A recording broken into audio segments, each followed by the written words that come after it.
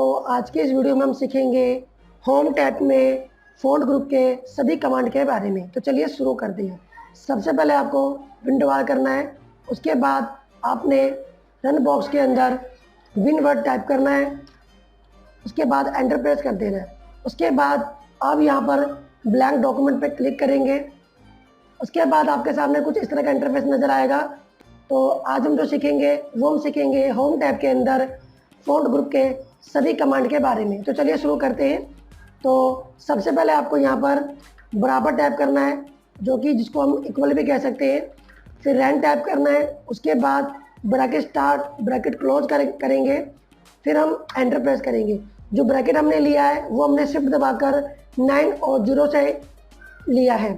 Text को selection करने के बाद जब हम किसी कमांड पर जाते हैं, यानी कि जब हम माउस का पॉइंटर उस पर रखते हैं, तो वहाँ पे एक पॉपअप बॉक्स आता है जिसमें उसके बारे में लिखा होता है और जो ब्रैकेट में दिया होता है वो उसका शॉर्ट कमांड होती है।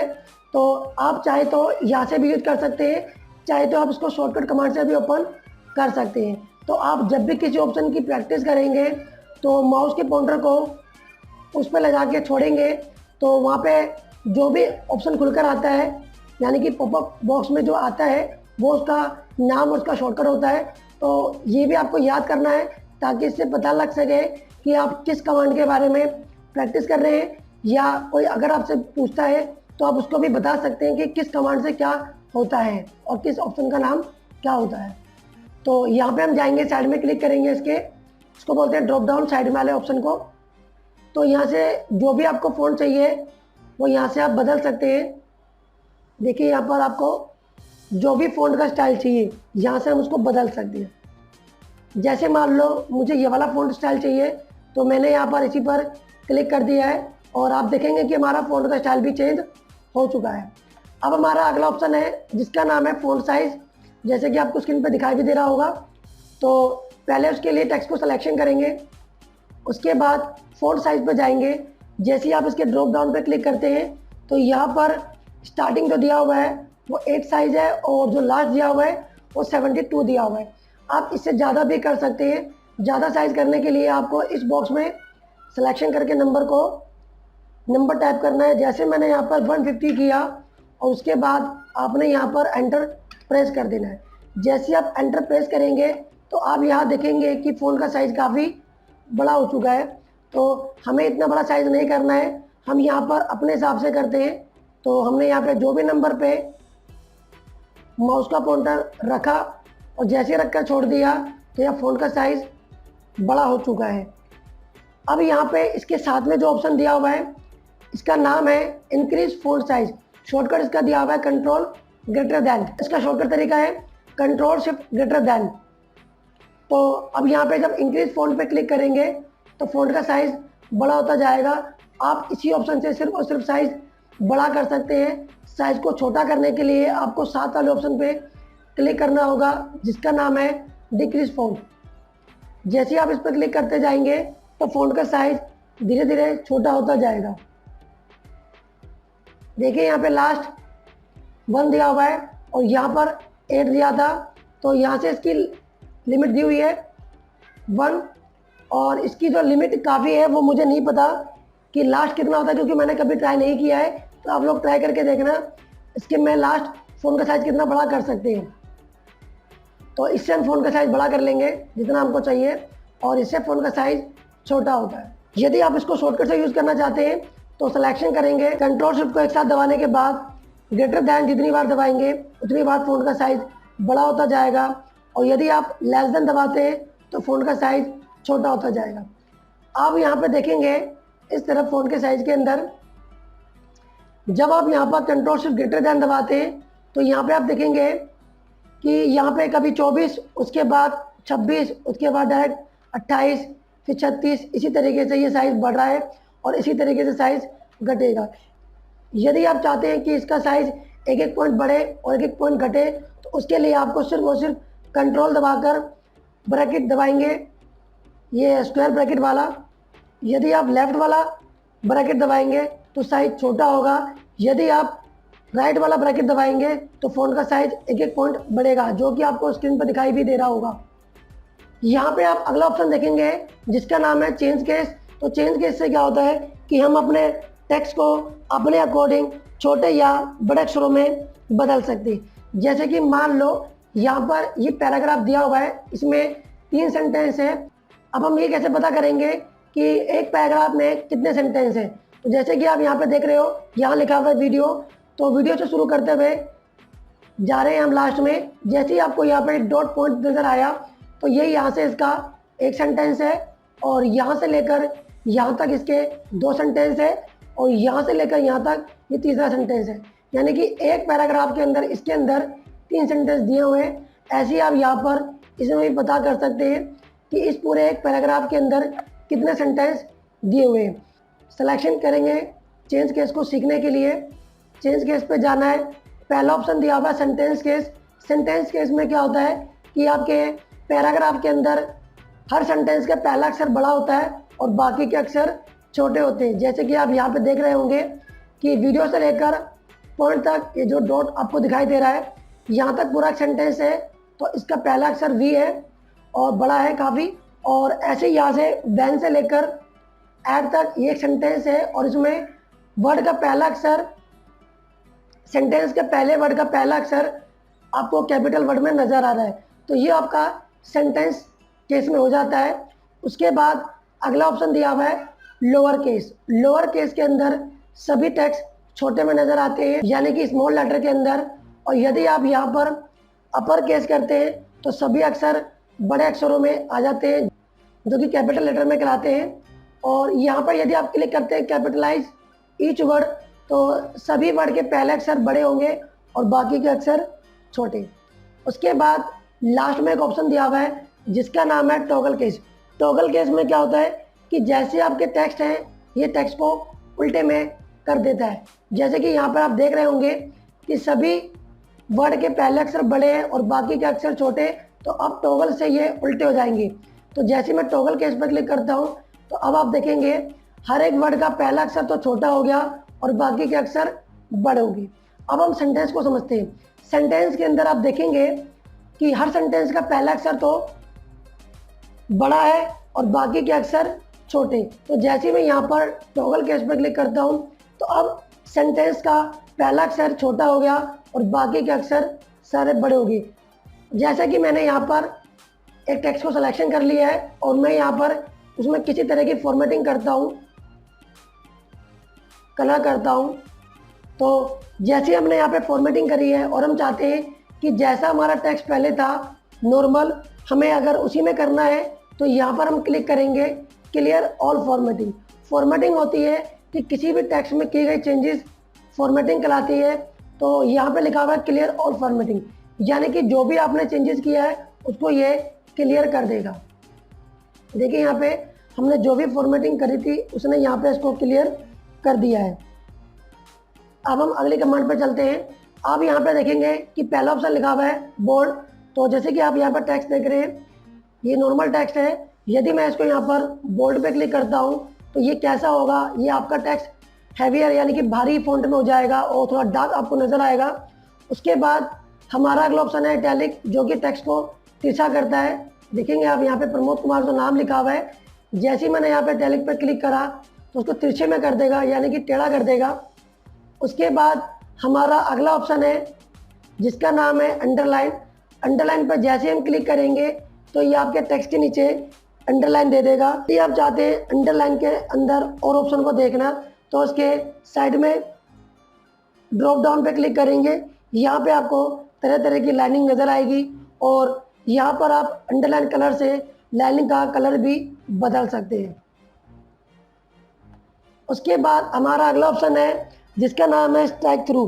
ये हम इसलिए इस्तेमाल करते हैं जैसे कि मान लो यहाँ पे कोई टेक्स्ट लिखा हुआ है, जैसे मैंने यहाँ पे लिख दिया प्रमोद कुमार, और अब हमें इस नाम को हटाकर और अब हम इस नाम की जगह कुछ और नाम टाइप करना चाहते हैं। जैसे मैंने यहाँ पे लिखा सोनू कुमार। हम ये चाहते हैं कि जो पहले का नाम है वो कटा हुआ नज़र आए लेकिन डिलीट ना हो, ताकि हमें ये पता लग जाए कि पहले क्या नाम था और अब हम ये नाम दिखाना चाहते हैं। तो नाम दोनों ही दिखाई देंगे, लेकिन जो ये प्रमोद कुमार है ये टेक्स्ट ऐसा नज़र आपको आएगा कि जैसे हमने इस टेक्स्ट को काट दिया है। तो जैसे मैं यहाँ पर स्ट्राइक थ्रू पे क्लिक करता हूँ तो आप देखेंगे यहाँ पर कि आपको टेक्स्ट कटा हुआ नज़र आएगा। तो अगर आप पेज को थोड़ा जूम करना चाहते हैं तो यहाँ से आप पेज को थोड़ा जूम कर सकते हैं। जूम करने के बाद आपको टेक्स्ट आसानी से दिख जाएगा। उसके बाद हमारा अगला ऑप्शन है जिसका नाम है सबस्क्रिप्ट और यहाँ पे लिखा हुआ है सुपरस्क्रिप्ट। दोनों को आप किस तरीके से याद करेंगे, सुपर में तो टेक्स्ट आपका ऊपर की तरफ जाता है और सबस्क्रिप्ट में आपका टेक्स्ट नीचे की तरफ जाता है। दोनों में ही स्क्रिप्ट का नाम आ रहा है लेकिन दोनों में एक चीज़ अलग अलग है, एक का नाम है सब और एक का नाम है सुपर। तो आप कैसे याद करेंगे, सुपर वाला आपको याद करना है, सब वाला तो आपको ऑटोमेटिक याद हो जाएगा। जैसे कि मैंने यहाँ पे लिखा 10th। अब हम चाहते हैं 10th के अंदर TH को ऊपर की तरफ करना। जैसे कि आपने 10th में देखा होगा कि 10th में जो TH होता है वो ऊपर की तरफ लिखा होता है। तो जैसे मैं यहाँ पर क्लिक करता हूँ सुपरस्क्रिप्ट पे तो ये अपने आप टेक्स्ट को ऊपर की तरफ कर देगा और जैसे मैं यहाँ पे क्लिक करता हूँ तो वापस इसको नॉर्मल कर देगा। और अब मैं यहाँ पे एक चीज़ और लिखता हूँ, मैंने यहाँ पे लिख दिया H2O, जिसमें हम चाहते हैं कि 2 को नीचे की तरफ करें। उसके लिए हम यहाँ पर सबस्क्रिप्ट का यूज करेंगे। तो जैसे मैं यहाँ पे क्लिक करता हूँ उसके बाद आप यहाँ पे देखेंगे कि जो 2 नंबर है वो नीचे की तरफ हो गया है। इसको सिंपल करने के लिए यानी कि इसको नॉर्मल करने के लिए आपको इसी पे क्लिक करना है तो ये आपका नॉर्मल वे में आ जाएगा। और ऐसे आप यहाँ पे TH को भी करना चाहते हैं तो TH को भी सिलेक्शन करेंगे, यहाँ से क्लिक हटा देंगे तो यहाँ पर भी इसको नॉर्मल तरीके से करके दिखा देगा। अब हम चलते हैं हमारी अगली कमांड जिसका नाम है टेक्स्ट इफेक्ट। सबसे पहले क्या करेंगे, हम टेक्स्ट को सिलेक्शन करेंगे, टेक्स्ट इफेक्ट में जाएंगे, यहाँ से जैसा भी आपको टेक्स्ट इफेक्ट चाहिए आपको उस पर क्लिक करना है। उसके बाद अगला ऑप्शन यूज़ करने के लिए आप अगले टेक्स्ट पैराग्राफ को सिलेक्शन करेंगे, फिर दोबारा टेक्स्ट इफेक्ट में जाएंगे। अब हम यूज़ करते हैं आउटलाइन इफेक्ट। तो यहाँ से जो भी टेक्स्ट पे आउटलाइन देनी हो तो आप उस पर क्लिक करेंगे और यदि आपको दिखाई नहीं दे रहा तो यहाँ से आप फ़ॉन्ट का साइज़ बड़ा करके देखेंगे ताकि पता लगा सकेंगे कि आउटलाइन का डिज़ाइन या कलर किस तरीके से आपको नज़र आ रहा है। यदि आप आउटलाइन का साइज़ बड़ा करना चाहते हैं तो ये टेक्स्ट इफेक्ट में जाएंगे, आउटलाइन में जाएंगे, फिट में जाएंगे, इसकी आउटलाइन यहाँ से मोटी पतली भी कर सकते हैं। सेलेक्शन किया, यहाँ पे गए, यहाँ लिखा हुआ है शैडो, यहाँ पे टेक्स्ट के पीछे परछाई आएगी। यदि आपको परछाई दिखाई नहीं दे रही है तो आप वही दोबारा टेक्स्ट को सिलेक्शन कर लेना या भी यहाँ से टेक्स्ट को सिलेक्शन करने के बाद यहाँ से पेज को आप छोटा या बड़ा करके भी देख सकते हैं कि पीछे जो टेक्स्ट की परछाई है वो आ रही है या नहीं आ रही है। तो आप टेक्स्ट इफेक्ट में कई तरीके से टेक्स्ट को डिज़ाइन में बदल सकते हैं। आप इनको ट्राई करके देखें कि किनका यूज क्या होता है। यदि आप टेक्स्ट को नॉर्मल वे में करना चाहते हैं तो सिलेक्शन करके टेक्स्ट को दोबारा टेक्स्ट इफेक्ट में जाना, जहाँ आपने शैडो पे क्लिक किया था तो सबसे ऊपर की तरफ आपको दिखाई देगा नो शैडो। ऐसे ही आप यदि यहाँ पे जाते हैं, इस टेक्स्ट को भी जाते हैं तो उस टेक्स्ट को सिलेक्शन करके यहाँ पर आप क्लियर फॉर्मेटिंग पे क्लिक करेंगे तो उसको नॉर्मल कर देगा। हम चलते हैं हमारे अगले कमांड जिसका नाम है टेक्स्ट हाईलाइट। टेक्स्ट हाईलाइट हम तब यूज़ करते हैं जब किसी बड़े पैराग्राफ के अंदर किसी इंपॉर्टेंट टेक्स्ट को हाईलाइट करवाना होता है। जैसे एग्जांपल हमें इस टेक्स्ट को हाईलाइट करवाना है तो इसको सिलेक्शन करेंगे, टेक्स्ट हाईलाइट पर जाएंगे, जिस कलर को भी करना हाईलाइट वो कलर लेकर यहाँ पे इसको हाईलाइट कर सकते हैं। ऐसे इनको करना हो इनको भी यहाँ पे जाकर क्लिक करेंगे तो ये इसको हाईलाइट कर देगा। यदि इसी चीज़ को बार बार हाईलाइट करना है, मान लो आप यही कलर कई जगह पे करना चाहते हैं और चाहते हैं कि आपको बार बार वहाँ पे जाना ना पड़े, तो आप पहले किसी भी टेक्स्ट को सिलेक्शन ना करें, सीधे यहाँ पे जाएं इसके ड्रॉप डाउन पे और जो भी कलर आपको चाहिए आपको सिर्फ उस कलर पे क्लिक करना है। उसके बाद आपके माउस के पॉइंटर पे एक इस तरीके से हाईलाइट पेन बनकर आ जाएगा। उसके बाद जहाँ जहाँ आप टेक्स्ट को हाईलाइट करना चाहते हैं सिर्फ आपको टेक्स्ट को सिलेक्शन करना है तो आप यहाँ पे देखेंगे आपका टेक्स्ट हाईलाइट होता जाएगा। जिसको भी करना है आप यहाँ पे कर सकते हैं। हटाने के लिए इसको इधर जाना है, यहाँ पे आप करेंगे स्टॉप हाईलाइट। यदि आप चाहते हैं अब सभी को एक एक बार करके सिलेक्शन करके, यदि आप इनका कलर हटाना चाहते हैं तो सिलेक्शन करके इधर जाएंगे और यहाँ पे करेंगे नो कलर। तो ये भी आप देखेंगे कि ये एक बार करने पे ऐसे होता है और हम चाहते हैं कि हम सिर्फ एक ही बार वहाँ पे इसका यूज़ करें और उसके बाद जिसको चाहे हटा सकें। उसके लिए भी आपको किसी को सिलेक्शन करने की ज़रूरत नहीं है। दोबारा आपको यहीं जाना है, नो कलर पे क्लिक करना है, उसके बाद फिर से एक पेन बनकर आ जाएगा। जिस पे से आपको कलर को हटाना है उसको सिलेक्शन करते जाएंगे, वहाँ से कलर हाईलाइट हटता जाएगा। देखिए यहाँ पर, तो ये आप एक साथ सिलेक्शन करेंगे, ऐसे सभी को हटा देगा। तो इसको हम टेक्स्ट कलर भी कह सकते हैं और फ़ॉन्ट कलर भी कह सकते हैं। जैसे किसी टेक्स्ट हम कलर में करना चाहते हैं तो यहाँ पे फ़ॉन्ट कलर के साइड में ड्रॉप डाउन पर क्लिक करेंगे। उसके बाद आपको जो भी कलर चाहिए आप यहाँ से कलर को चूज़ कर सकते हैं। यदि आप इसके अलावा और कलर लेना चाहते हैं तो मोर कलर पर जाएंगे, यहाँ से आप कोई भी कलर लेकर ओके करेंगे। उसके बाद यदि आप चाहते हैं कि इस कलर को, यदि आप टेक्स्ट को मिक्सिंग कलर में करना चाहते हैं, उसके लिए आपको फ़ॉन्ट कलर में जाना है, ग्रेडियंट पे जाना है। उसके बाद नीचे की तरफ लिखा होगा मोर ग्रेडियंट, आपको उस पर क्लिक करना है। उसके बाद यहाँ पर लिखा होगा ग्रेडियंट फिल, आपको उस पर क्लिक करना है। इस पर क्लिक करने के बाद यदि आप चाहते हैं कि बाय डिफ़ॉल्ट इसमें कोई कलर हो तो यहाँ पे लिखा होगा प्रीसेट ग्रेडियंट, तो आप यहाँ पे क्लिक करके भी कलर को ले सकते हैं। और यदि आप चाहते हैं अपने हिसाब से करना तो आप इन पे किसी पे भी क्लिक करके यहाँ से कलर को बदल सकते हैं। देखिए मैं यहाँ से कलर को बदल रहा हूँ और देखिए यहाँ पे कलर बदल रहा है। मैंने यहाँ पे क्लिक करके कोई दूसरा कलर ले लिया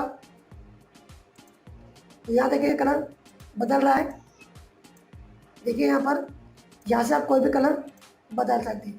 यदि इनका पॉइंट हटाना चाहते हैं तो जो पॉइंट आपको हटाना है उस पर क्लिक करेंगे, यहाँ लिखा होगा रिमूव, तो वहाँ से वो पॉइंट हट जाएगा। और यदि आप पॉइंट को लेना चाहते हैं तो वहीं कर्सर रखकर पॉइंट ले सकते हैं।